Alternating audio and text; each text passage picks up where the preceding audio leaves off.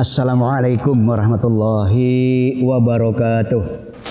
Ada yang namanya maqasidus syar'i. Kalau kita terjemahkan maqasidus syar'i ini akan bermakna goal yang mau dicapai dengan pengamalan agama, dengan penegakan syara. Ada goal, ada tujuan yang memang diinginkan oleh Allah. Nah, karena memang ada goal yang diinginkan, ada capaian yang memang diharapkan, maka kita tidak pernah tentu tidak memperhatikan capaian-capaian tersebut. Bahkan kita selalu mencoba mengevaluasi, adakah goal yang memang Allah inginkan itu kita mampu mewujudkannya, atau justru belum mampu. Mudah-mudahan jangan tidak mampu lah, belum mampu. Nah, kan secara garis besar nanti terincinya kita usahakan ya. Secara ijmalian kalau di dalam istilah ya Arabnya ya, secara garis besar Asy-Syatibi mengatakan innama udhi'a syara'i'ul islami limaslahatil ibadi fil ajili wal ajili. Nah, ini kan secara umum ya, secara garis besar, secara global. Apa maknanya? Syariat itu dibuat, Islam itu disyariatkan tidak lain dan tidak bukan untuk kemaslahatan atau untuk kebaikan manusia, ya di dunia, ya juga di akhirat kelak. Nah, karena memang diinginkan dengan syariat itu untuk terwujudnya kemaslahatan, maka kalau kemaslahatan itu tidak didapatkan, tentunya evaluasi kita ya, bukan agamanya yang salah, bukan syariatnya yang salah. Pastilah kesalahan atau kita baca kelemahan ada pada manusianya. Ya, kita memang ya miris juga ya, tapi ya dalam waktu yang sama ya juga kita ya berkewajiban menyadarkan orang, mengingatkan orang. Ya miris juga ya, pencuri kotak amal, perempuan lagi, berjilbab lagi, miris kita kan. Iya. Ya tapi ya mau bagaimana ya memang begitu sudah go public ya, begitu sudah ya memang terbuka ke publik, ya tentu akhirnya ya juga penyikapannya pun juga ya akhirnya sampai ke publik juga ya. Sebab kalau tidak disikapi sampai ke publik nanti seakan-akan kayaknya Anda dipermasalahkan ya. Nah, kan seakan-akan itu ya. Ya tentu saja ya kita tetaplah harapannya bisa sadar, harapannya ya justru tidak kemudian berulah lagi. Harapannya seperti itu. Majelis yang dimuliakan oleh Allah, ini yang saya maksudkan adalah dengan memunculkan ini ya, bahwa ya memang maslahat agama pada poin itu ya belum wujud ya. Ya mudah-mudahan dia sholat saja, mudah-mudahan ya baik sangka kita ya, kok tapi nyolong kan. Ya artinya maslahat yang memang diinginkan oleh agama di situ, di titik itu belum wujud. Tapi kita tidak kemudian serta-merta memvonis percuma saja. Tentu tidak itu kan, tentu tidak itu. Makanya di dalam agama itu ada yang namanya tawasau bil haqqi wa tawasau bisabri, ingat mengingatkan. Majelis yang dimuliakan oleh Allah, yaitu secara globalnya ya, bahwa Islam itu untuk kebaikan manusia, bukan untuk membebani manusia, bukan untuk merepotkan manusia, bukan untuk menyusahkan manusia, bukan tidak ada manfaatnya, bukan. Tapi ya maaf minjam ucapan Sokrates ya, ini filsuf Yunani ya, filosof Yunani. Tapi pada ucapan yang akan kita sampaikan ini ya tentu ada kebenaran kan. Apa kata beliau? Tidak ada orang yang menjauhi agama, tidak ada orang yang menjauhi agama. Ya nanti kita muslim ya memang harus Islam lah. Tidak ada orang yang menjauhi Islam, melainkan lebih disebabkan karena ketidakpahaman. Ini benar ucapan beliau ini nih.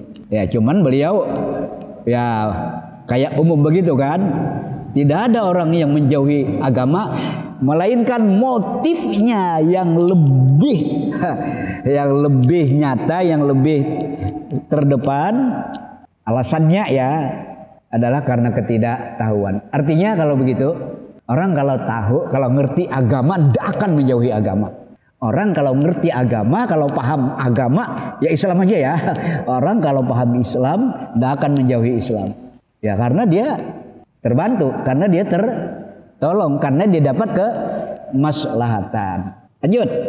Ya, kita coba yang terinci kemaslahatan agama apa saja. Ya, kalau bicara sholat, ya di dalam Al-Ankabut yang tadi sudah saya baca, ya di dalam Al-Ankabut surah 29, ya Allah akan mengatakan, utlu ma uhiya ilaika minal kitab wa aqimis shalah innas sholata tanha anil fahsya'i wal munkar wala dzikrullahi akbar wallahu ya'lamu ma tasnaun. Yang kita garis bawahi, innas sholata tanha anil fahsya'i wal munkar. Sesungguhnya sholat itu akan mencegah orang dari perbuatan keji dan perbuatan munkar. Iya, tentu keji dan munkar yang banyaknya seabrek ya. Begitu tidak sejalan dengan agama, yaitulah fahsya, itulah munkar. Banyak banget kan. Nah sehingga diharapkan memang oleh Allah ya, dan kita berkewajiban mewujudkannya. Orang yang memang salat itu, kalau salah, betul kan Pak Asep? Relatif dia terhindar dari perbuatan keji dan munkar. Kita menggunakan kata-kata relatif. Ya artinya, pokoknya semua fahsya, semua munkar sudah dia jauhi. Ya kayaknya enggak juga. Pasti ada sajalah fahsyanya ya. Pasti ada sajalah munkarnya. Kadarnya saja yang memang berbeda. Besar kecilnya saja yang memang tidak sama. Iya. Orang yang sholat kemudian dia berupaya keras untuk tidak nyolong, terhindar sudah kan dari perbuatan keji dan munkar. Helap, kenapa nyolong? Untuk membunuh orang yang tidak ada jalan pembenarannya untuk dia bunuh. Bukankah ada saja yang justru dia muslim, yang justru dia mukmin, tapi lah kok membunuh. Nah sehingga disinilah ya jadi fahsya dan munkar, keburukan dan kemungkaran itu ya memang dia ya terlalu banyak ya di dalam kehidupan kita di dunia ini. Nah Allah mengatakan orang yang sholat akan terhindar dari itu. Nanti relatif dia bisa menghindari fahsya dan munkar. Dan tentu kita ya ikhtiarnya selalu ada. Ikhtiarnya selalu ada. Masa ya rajin sholat tapi nipunya terus jalan, berpikirkan orang kan, dan seterusnya. Itu tentang sholat ya. Lah sekarang kita tentang puasa sajalah. Biar waktu yang sempit ini yang kita coba khusus dengan puasa, relatif nanti terpenuhi apa yang kita maksudkan di awal tadi. Kita menghadapi puasa dengan kepahaman, dengan wawasan, paling tidak terkait kewajiban, paling tidak terkait apa-apa yang memang niscaya untuk kita kerjakan. Nah, di samping kewajiban yang memang juga hal-hal yang disunatkan sekalipun. Puasa Al-Baqarah 183 jelas ya bahkan sudah jadi hafalan kita ya, sudah sangat familiar ayat ini dengan muslim ya. Ya ayyuhalladzina amanu kutiba alaikumusiyam kama kutiba alal ladzina min qablikum la'allakum tattaqun. Yang kita garis bawahi la'allakum tattaqun. Nah ini namanya kan maqasid ya, goal yang memang mau Allah capai dengan puasa. Dengan puasa itu Allah berkeinginan manusia menjadi orang yang bertakwa. Bertakwa itu apa? Ya, sekian banyak mungkin yang mencoba menjelaskan takwa itu ini. Takwa itu begini. Yang mudah-mudahan tidak salah. Mudah-mudahan tidak salah.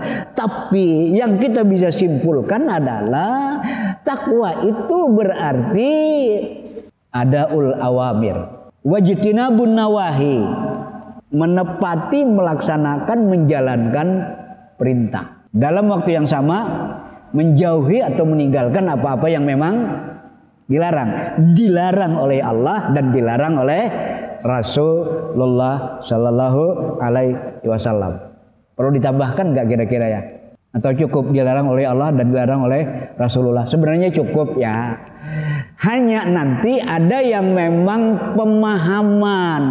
Maksudnya tidak tertulis di dalam Al-Quran, tidak tertulis di dalam As-Sunnah, tapi terpahami. Ini kerja apa nih? Kalau kita sebut terpahami atau dipahami, kerja apa nih? Kerja? Ya saya mencontohkan lah, terpahami. Ayat Quran yang menyebutkan jenis-jenis makanan, minuman yang haram, tidak ada 100 macam, tidak ada. Mungkin hanya 10 sampai 20-an macam saja. Pertanyaannya, apakah yang tidak disebutkan oleh Al-Quran berarti halal? Nanti dulu. Kenapa? Nah di sini ya memang ada yang namanya nanti pemahaman. Dari mana? Pemahaman lewat kerja akal. Akal memahami dalil-dalil yang ada, disimpulkan. Dalil itu memang ada yang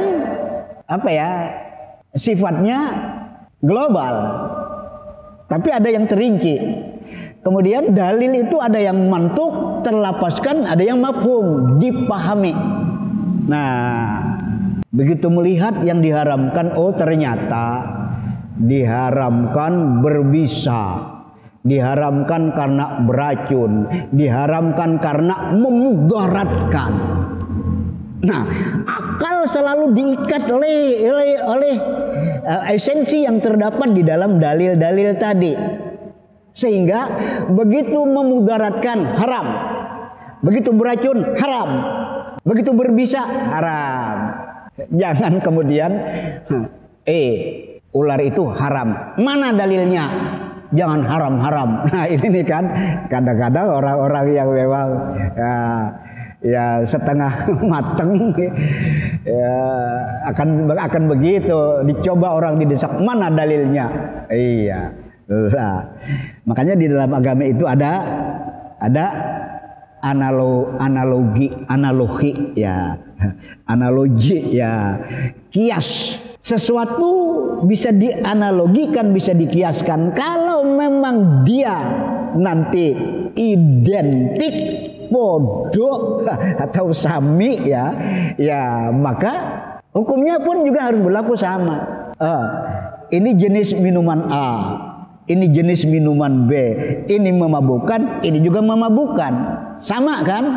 Padahal yang disebut cuma jenis tertentu, ini tidak disebut, tapi ketemu dalam dalam sifat, ketemu, maka ini pun juga diharamkan. Majelis yang dimuliakan oleh Allah. Nah jadi apa-apa yang memang diperintahkan oleh Allah dan Rasulnya, bagaimana itu ditepati? Apa-apa yang dilarang oleh Allah dan Rasulnya, yang juga tidak sejalan dengan akal yang sehat, yang berusaha memahami agama. Ya, karena umat terbelah. Ya begitu kita bicara hukum akal kan. Oh, jangan menuhankan akal lah. Oh, cukup agama, ndak perlu akal. Keliru.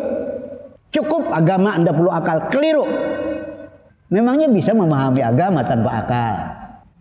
Akal bukan membuat hukum, tapi memahami agama. Dengan memahami agama, akal pun kemudian membuat kesimpulan-kesimpulan, membuat analogi-analogi, membuat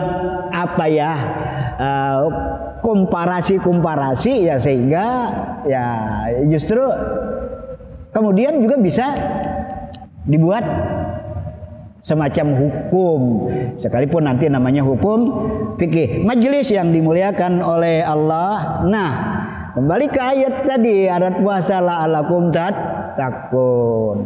Ya, puasa tidak berdiri sendiri. Puasa tidak berdiri sendiri. Perlu kita kasihani. Perlu kita kasihani. Siapa? Puasa memang dia, tapi tidak sholat. Ini perlu kita kasihani orang ini. Puasa memang dia, salat memang dia, tapi akidahnya tidak beres. Ini perlu kita kasihani. Nah, inilah yang kita maksudkan, ya memang puasa itu tidak berdiri sendiri, salat itu tidak berdiri sendiri. Justru hukum-hukum syara itu adalah satu keterpaduan, satu hukum yang memang mesti terintegrasi. Nah, menata amal. Apa yang dikehendaki dengan menata amal? Mana fondasi, mana bangunan yang tegak di atas fondasi tersebut? Menata amal, mana wajib, mana sunat, menata amal. Mana yang mesti didahulukan, mana yang dikemudiankan, menata amal. Perlu akhirnya kan? Penting akhirnya kan untuk kita memang memahami yang begini ini. Iya, kita cukupkan ya dengan yang 3. Iya, rukun Islam. 2 kalimah syahadat, salat, puasa. Rukun iman, iman kepada Allah, iman kepada Rasul-Rasul Allah, iman kepada kitab-kitab Allah. Ya, yang memang 6 ya. Ternyata begitu kita memang benar-benar menseriusi untuk mendapatkan satu kepahaman, ya kenapa syahadat memang mesti di depan? Karena dia fondasi iman. Bagaimana kita berkeyakinan, terutama keyakinan terkait dengan ketuhanan. Harus tuntas, tidak bisa tidak. Hanya satu sang pencipta, hanya satu yang berhak membuat hukum, hanya satu yang berhak untuk ditaati. Padahal masih banyak tuh, hanya satu. Ya, tapi ya cobalah kalau kita sebut 3 ini saja, hanya satu Tuhan yang memang benar-benar Tuhan, hanya satu yang punya hak membuat aturan. Ya karena memang tidak ada aturan lain selain aturan Tuhan. Aturan Tuhan dipahami kedua dimensinya, ya, dimensi kauniyah dan dimensi syar'iyah. Hanya Allah yang punya hukum di situ, tidak ada yang lainnya. Akhirnya hanya Allah yang berhak untuk ditaati, hanya Allah yang berhak dimintai, hanya Allah tempat berlindung, hanya Allah. Yaitulah tauhid, benar-benar pengesaan. Beres tauhid ya, beres tauhid. Ya, orang sudah berkeyakinan benar, berkeyakinan betul. Pasti berikut gimana saya mentaati dia ya? Gimana hamba mentaati Rabb hamba ya? Nah, sudah berbicara ibadah. Ternyata ibadah yang dinomorsatukan adalah sholat. Ya karena itulah bentuk peribadatan yang memang sangat-sangat khusus, sangat-sangat spesifik. Manusia berhubungan dengan Allah, apa tidak khusus? Manusia beraudiensi dengan Tuhan, apa tidak khusus? Manusia berdialog dengan Tuhan, apa tidak khusus? Manusia ketemu Tuhan, apa tidak khusus? Al-ihsan itu babnya bab al-ihsan. Anta'budallah ka'annaka tarahu. Fa in lam takun tarahu fa innahu yaraka. Menghamba kepada Allah seakan-akan kita melihat Allah.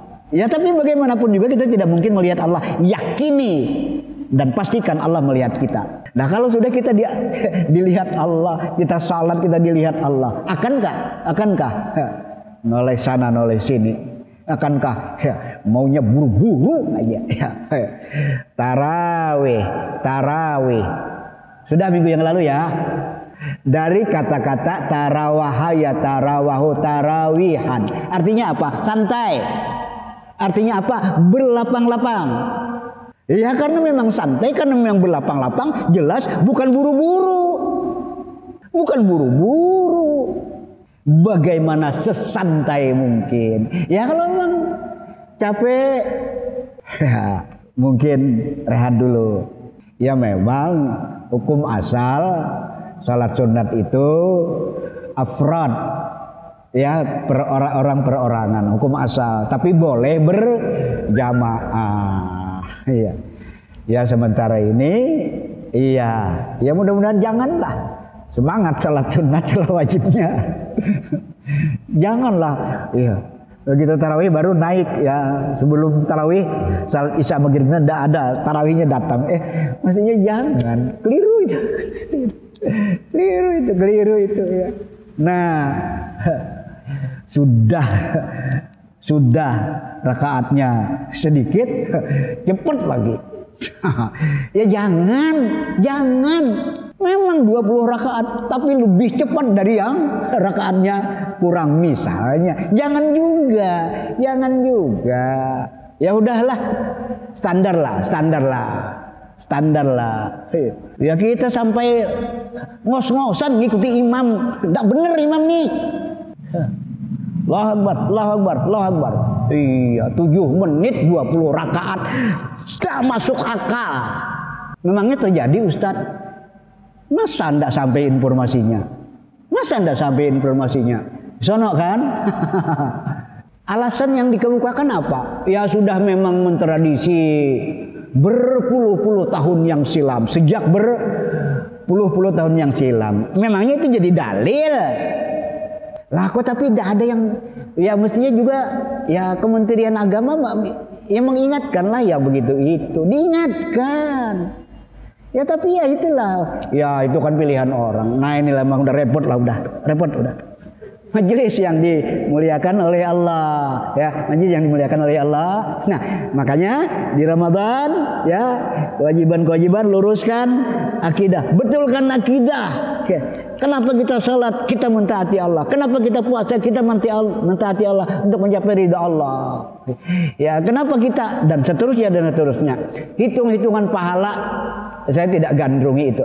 Hitung-hitungan pahala saya tidak menggandrungi itu ya. Allah itu syari'ul hisab. Sangat cepat dan tepat menghitungnya. Tidak ada yang meleset. Ya, cuman kita kadang-kadang ya hitung-hitungan pahala ini. Enggak. Itu urusan Allah aja lah, udahlah. Tepati kewajiban, tambah dengan yang disunatkan. Nanti ya perbaiki karakter, perbaiki akhlak. Rajin salat tapi akhlaknya ya Allah. Ya jangan juga ya. Rajin ibadah, rajin memahami hukum, tapi silaturahim diputus, hendak. Nah begitu cara berislam. Jangan cuma mengedepankan cingkrangnya, ya.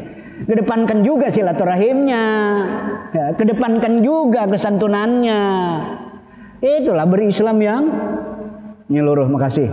Ya, makasih. Assalamualaikum warahmatullahi wabarakatuh.